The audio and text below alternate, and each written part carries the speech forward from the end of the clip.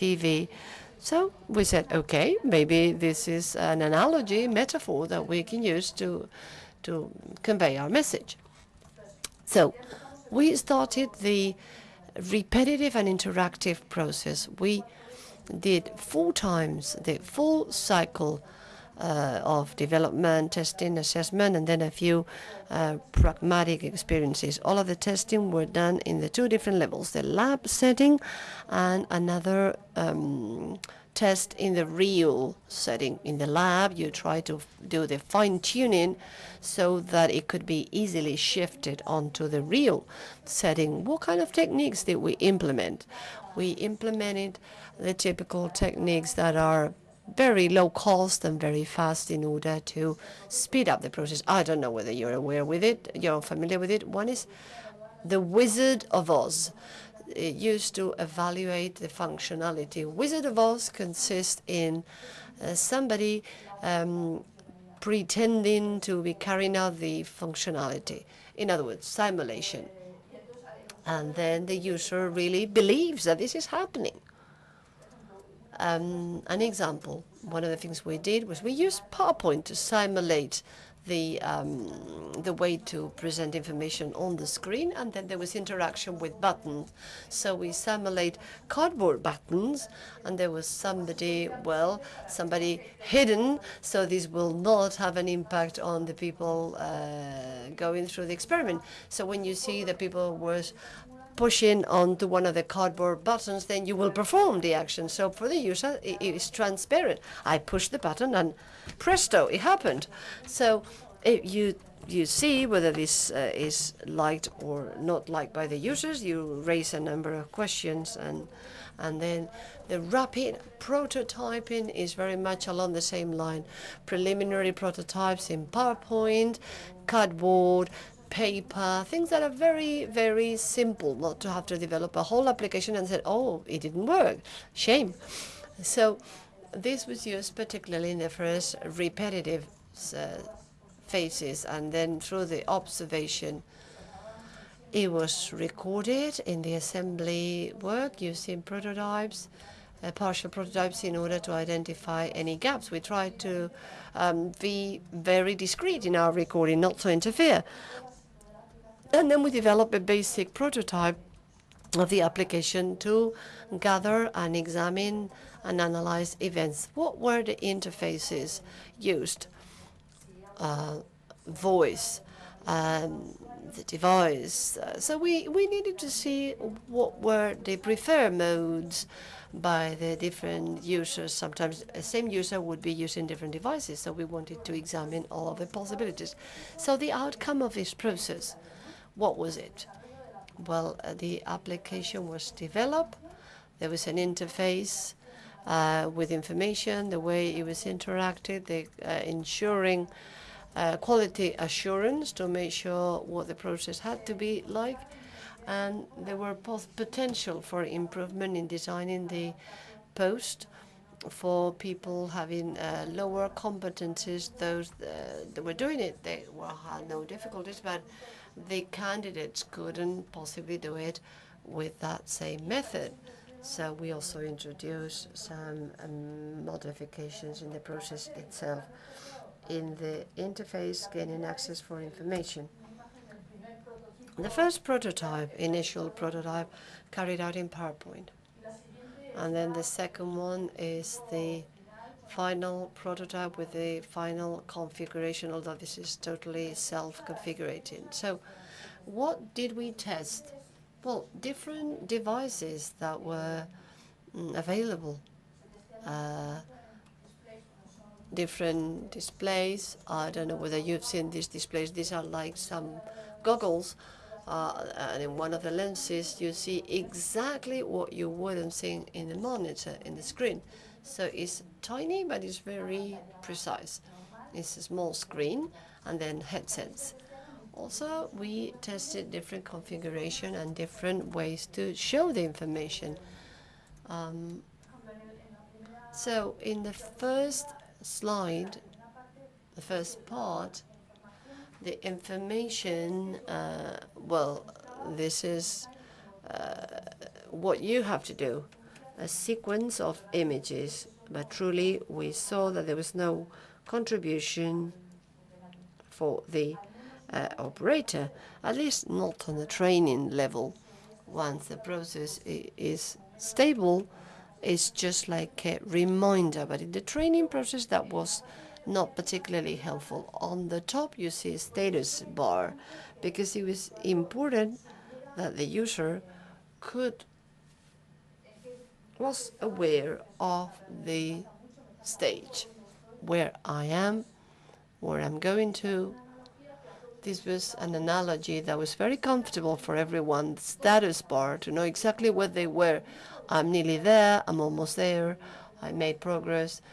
This is something that it was clear that everyone liked. Then it was reinforced with figures, because some people wanted to know not only the status bar, but also a figure. I am 20, 15, 10. Also activities. We saw that the video was the most performing of all. A live image was preferred versus the static, and the voice. Simultaneous use of the voice and the video, that was really very successful. Voice, we thought maybe it wasn't enough, and the video was really, but voice was the most performing method. It was like a more direct contact. So what we did, there were also testing with microphones and with voices. Loquendo, TTS voices are very natural, and this is what the users liked. I am speeding up and I'm losing command, she says. Anyway, the application, support application, the different interaction modes. We tested different ways to interact: the touch screen, gesture recognition, wireless keyboard, and voice recognition through headset. The touch screen was discarded, and so was the voice recognition. So it was the wireless keyboard. The idea was to reproduce the telecommand or the remote control, that was the thing that people were more familiar with. So truly, this is like a keyboard. It's like a, typical keyboard in a computer. It's Bluetooth. We adapted it so the icon would correspond to the screen, and it was easy to follow, and it was very comfortable for the users. And one of the things they really liked in the concept testing in the Wizard of Oz, when you push the button, there was the storytelling, and that was really liked. The way of using the voice to interact with the system. So we run a number of specific tests to see whether or not that would be feasible in that industrial environment. So we run specific tests to measure the how efficient recognition was. And when we used just one single command, back and forth, there were other noises around, so it was difficult to recognize. We did a number of tests, and if the command was composed, it was just a couple of words, then the level of performance was very high. So we thought, okay, so a couple of words work. So we ran tests as well to examine economics and how easy it was to use the headsets, and the feasibility of this usage in a working environment, in an industrial environment, where noise is medium, normal, and every now and then there are some peaks of noise because they use compressed air tools. This is screwing devices that they have very high peak of noise when they use air compressed tools. So at the end of the day, we took what it would be the less preferred, the headsets. The headsets, we thought they wouldn't like it, but they liked it because it was an isolating tool. They really heard wonderfully, and it was very easy to recognize. Now, quality assurance. The process was carried out So the second level, there was somebody coming and carrying out the quality inspection so that the process would ensure quality all the way through. So there are some steps that they did not have quality assurance. It was simply material preparation, so all of those tasks were not quality control. But when there is quality control, before they go to the next step, we do a check-in to see if it is okay.